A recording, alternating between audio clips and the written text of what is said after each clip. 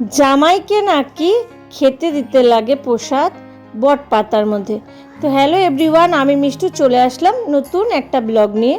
আর আমার ব্লগে তোমাদের অনেক ওয়েলকাম। তো আমাদের হচ্ছে ষষ্ঠীতে এটাই নিয়ম যে বট পাতার মধ্যে প্রসাদ জামাইকে খেতে লাগে। তোমাদের কাদের কাদের এরকম নিয়ম আছে অবশ্যই কমেন্টসে জানাবে। ষষ্ঠীর নেক্সট ব্লগটা নিয়ে আমি চলে এসেছি।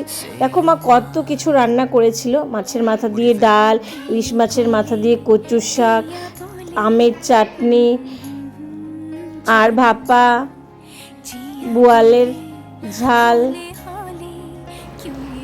চিকেন মাটন, এগুলো কিছুই করেনি আজকে, কারণ এত কিছুর পরে আর চিকেন মাটন খাওয়ার মতন গরমে আমাদের ইচ্ছা ছিল না। তাই কালকে পরের দিন যেহেতু সানডে ছিল, তাই ভাবছিলাম চিকেন মাটন সানডেই খাবো।